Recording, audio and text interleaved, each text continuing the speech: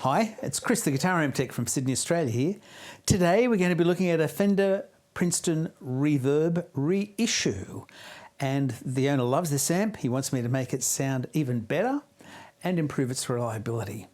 I think we can do this. So go grab yourself a coffee, come back and let's get started. Looks very original. All the original tubes. This is the Jensen, the Italian Jensen C10R, fairly small magnet. Now the customer has authorised me to pick the best speaker I can for this 10-inch speaker, and to my mind the best speaker for just about anything is Weber. I've got Webers in all of my amps except for one.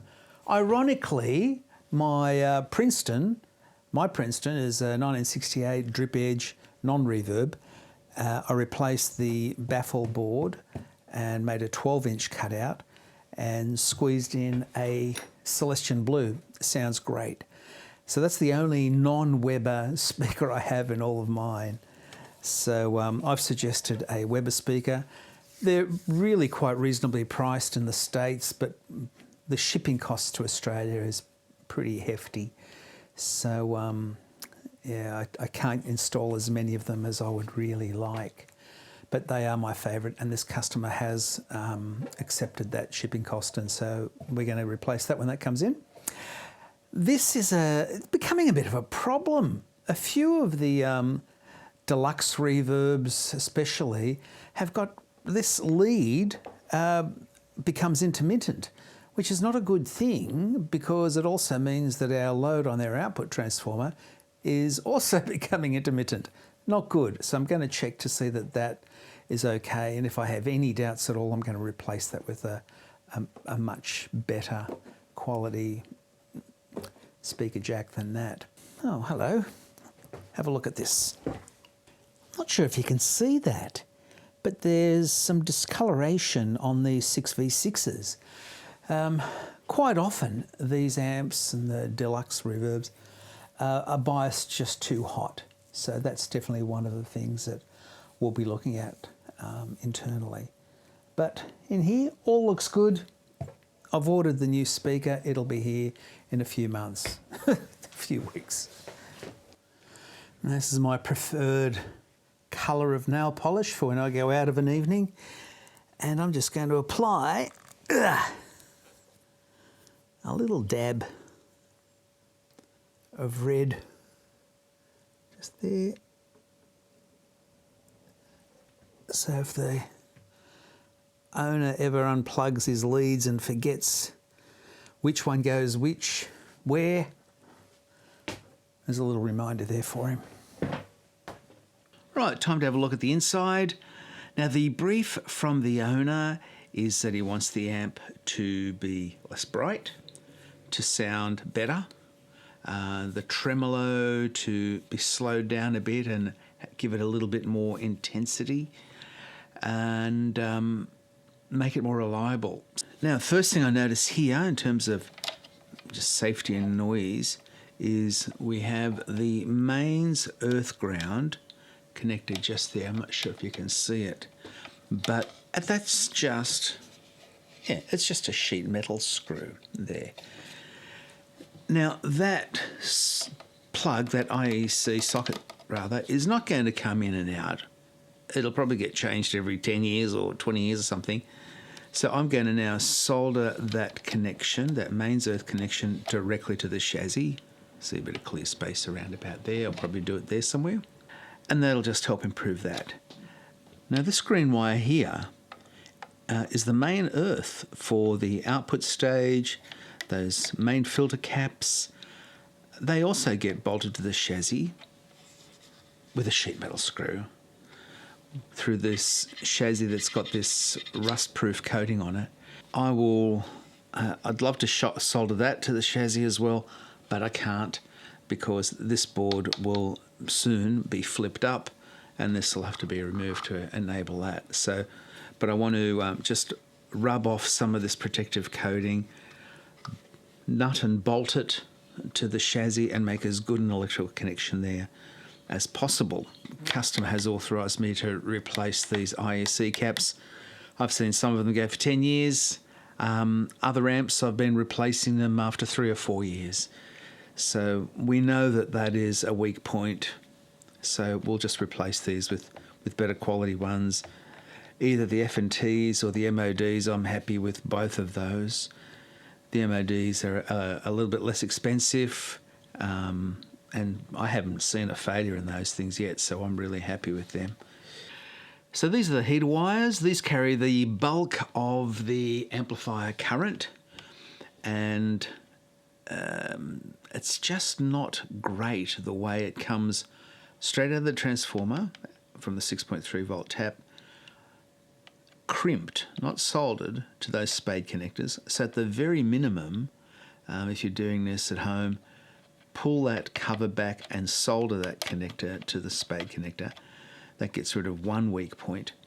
Then this is pushed onto the receptacle, which is then soldered onto the PCB, which then goes over the two main 6v6s, power tubes, and then quite neatly with the black and white filament wires going off to the preamp tubes. These are the screen grid resistors. When a tube shorts, a 6v6 tube shorts, quite often the screen grid resistors will burn up. So it's a little bit of a concern that they're soldered so firmly onto the PCB. Put little jumpers across there and mount a screen grid resistor onto the tube the way Fender used to in the old days, which is that wire. That one will go to pin 6, which is unused on the tube, and then from there the 470 ohm resistor will go over to the screen on pin 4. That's just a reliability, long-term reliability of a PCB issue. Now the owner would like me to slow down the tremolo a bit, and these 3 capacitors here, each one shifts the phase, which sets this tube here, which is a V4, one section of V4, into oscillation. There are those 3 capacitors there. That's 0.01, 0.01 and 0.02. So we're going to slow this down a bit by replacing that one or that one, that 0.01 with the 0.02. Now, to make the tremolo more intense, we need to just follow the wobble that comes out of this oscillating tube here, triode here. Now the Princeton doesn't use the opto, the flickering light. It actually wobbles the bias. So here's our bias circuit. Comes around here, and it joins onto the intensity of the tremolo. So that's the intensity pot, and there's a coupling cap to make sure that that's going to block that DC, and there is a 1 meg resistor here which connects onto the end of the wobbling oscillating triode. So if we now, obviously if you make this infinite, i.e. lift a leg, tremolo is not going to work at all. If we make a short circuit, it's going to whack up and down so much that probably things will go pretty bad. But what we need to do is we can just fiddle with this 1 meg value a little bit. So I'm going to put my little decade box across that 1 meg resistor. We're just going to keep clicking it down until we go, you know what, I like that. And we'll find out what that is. Now this is another earthing issue, or potential issue, will become an issue in time. So let's beat this one before it becomes an issue. So let's just check the continuity between this filter cap, and this filter capacitor is basically looking after our preamp stage. So it's important that this one be quiet, and there's our ground point there, and I'll just measure it to the chassis here, and it's beautiful, nice 0.2, 0.2, but that's because my leads haven't been zeroed. No, 0.2. So that's a perfect ground connection there. Where is it making its ground connection? It's this little lead here that goes to that little PCB there that is connected to the input jacks. Because now, if I measure the ground point here, it's 10 ohm. So that means this whole critically important first stage is getting its ground from there to the input jack, which is, in fact, the ideal place to get ground. It's just this is the thing that I'm worried about. In time, will we get any corrosion here, oxidation here? And then secondly, we have once again this effective rust protecting coating, which is insulating that socket from creating the perfect ground. At the moment, it is. So what I'm going to do is pull off that little circuit board, just make sure that that contact is perfectly clean, and then I'm going to reconnect it nice and tight, and I'll just put a little bit of deoxit on these contacts to just give it a little bit of isolation from the elements. Of course, I'll measure the 6v6s and make sure that they're still healthy, and hopefully they are, because that'll save us a few bucks in the total. I'll check all the preamp tubes for microphonics, make sure they've got the right tubes here, because this should be 12AX7, 12AX7, 12AX7, but on a Princeton Reverb, it's V2, and it's the reverb driver, and that should be a 12AT7, everything else should be an X7. So before we pull the circuit board, let's just experiment with this value of the trem resistor that's going to define the depth. Now my decade box I've set up for my own purposes, and so the highest I can go is 1 meg.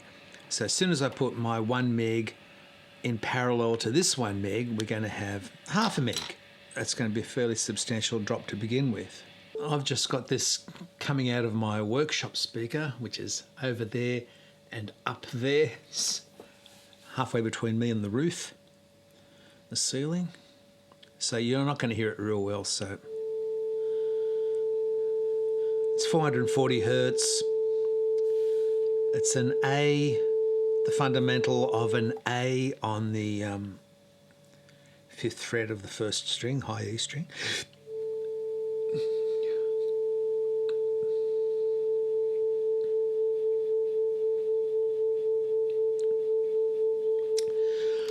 All right, it doesn't sound too bad, but just putting this in parallel across it, it improves it already. Let's have a look. Already that is better. I'm going to now start dropping the resistance.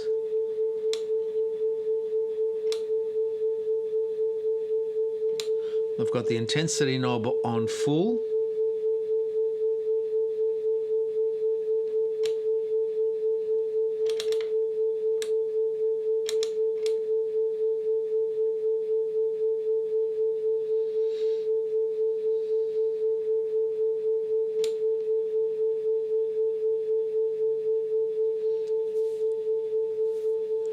I've got that on 500k at the moment. Lift that. Yeah, it sounds quite anemic in comparison. I'm liking that. You be quiet. Now I'll just figure out what that parallel resistance is, which is going to be R1 times R2 divided by R1 plus R2, and get my fingers to press the right buttons, and that's 330k. 330, will you remember that? No, you're not going to tell me. Better write that down because I'll forget by the time I get to it. So I'm going to replace that 1 meg with a 330k. and it's going to give us a nice deep, oh yeah, much better.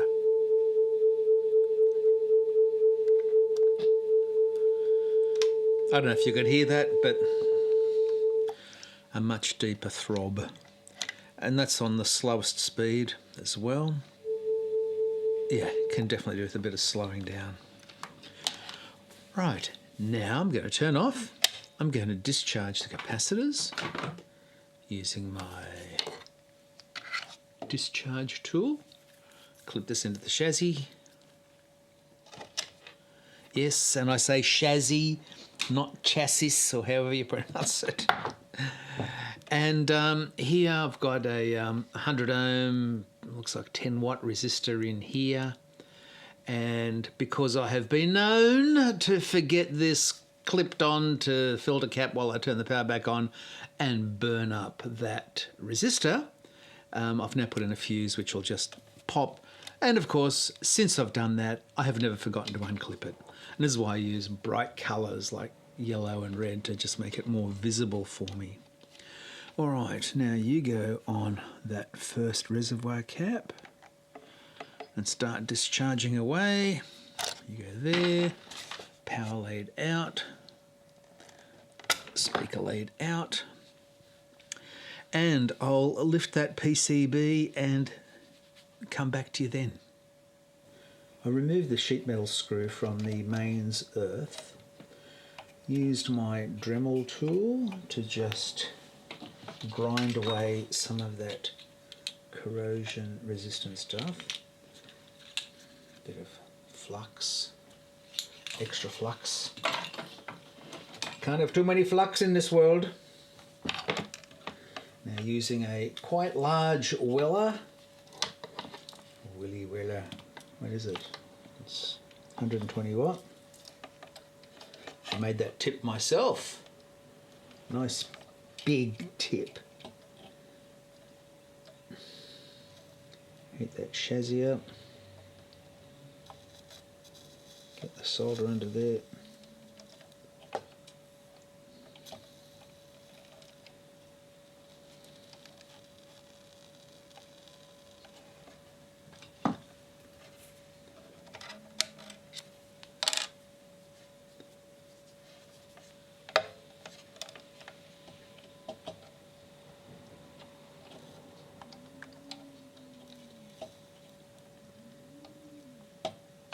Okay, that looks good. Now, let's get this over there.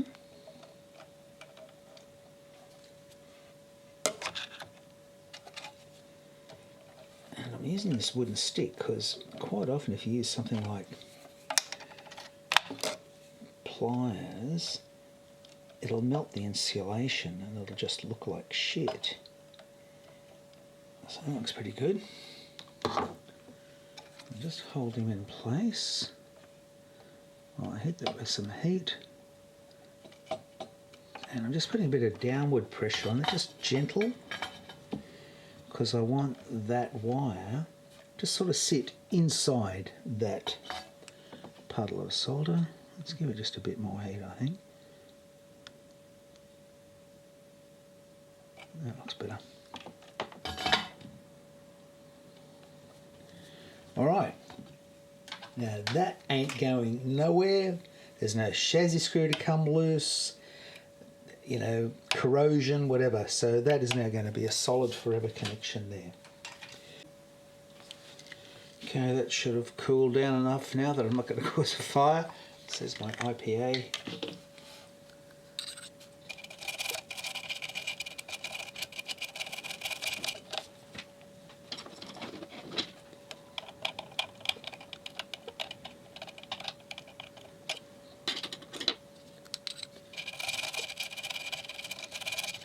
There we go. Looks like I bought one now, doesn't it?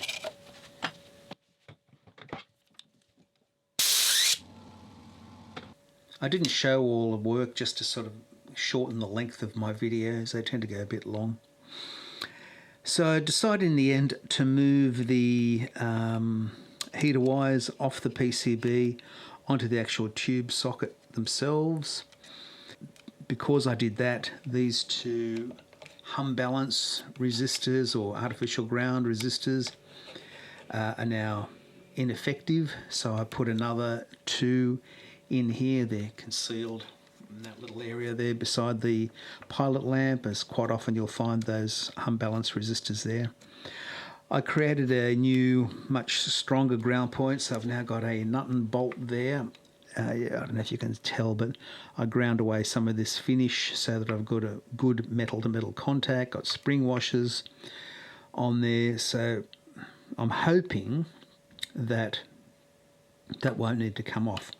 I replaced this wire, extended it a little bit, so I'm hoping that will give a bit more slack, sufficient for me or the next tech to flip the board up.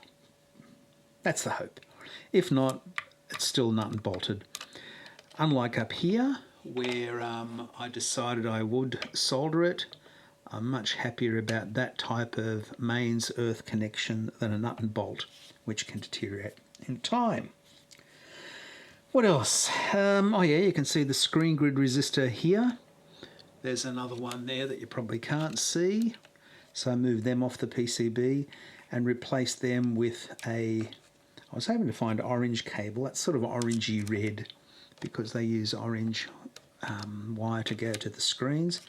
So that's where the screen resistors were. So I've now upgraded them slightly higher wattage and put them on the tube base. You'll see I've sort of flicked them away from top of it, directly above it, to avoid heat. These are much less heat sensitive than the old carbon composition ones anyway, but just good practice.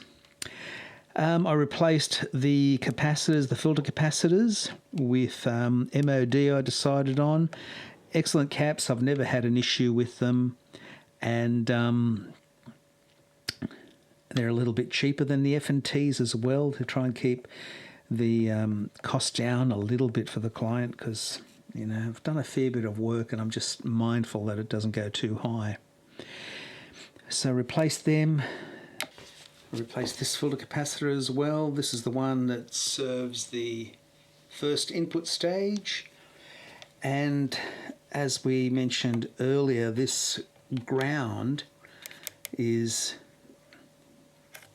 pivotal on a good contact here and a good contact between the input jacks and the chassis, because that's where it's getting its ground from. Weak point, and there's another one connector underneath here as well. So I cleaned all the connectors, cleaned that, rubbed off some of this protective coating to give me a better ground between the input jacks and the chassis. Now there's other things that can be done. I'm just going to wait now until the speaker arrives from Weber. It should be here any day now. And I'll install that and then see what our noise floor is like, what the sound is like. I've still got to test the 6v6s. Yeah, oh yeah, you can see by the discoloration of that lettering. Definitely copped heat. But we might still get a bit more life out of them. I'll measure it first and see if they're still strong in terms of transconductance and plate current, and if they're still close enough matched. But we'll see what the noise floor is like after we've done that, because these amps can be a little bit noisy, a bit hummy. Yeah, that hum, background hum and noise in the Princeton Reverbs is one reason why I've decided to up the filtering a little bit. Not much. I took it from 22 to 30 microfarad. And hopefully that'll give enough filtering. I was contemplating going to 47. A GZ34 can happily take 60 microfarad, but we'll see how this goes. I'm not going to fully bolt it down until I've convinced myself, because I don't want to go too high. As I said, I could easily go up to 60 microfarad here, but some people say, oh, it makes it too stiff. I don't believe it. So 30 is where I'm going to leave this for now. That'll do us until we get the Weber in, I need to ramp this up very carefully because I've made so many changes. Any one of these changes could have caused me issues. I'm pretty careful. I check my work as I go, but I have not applied power to it. So that'll be a first.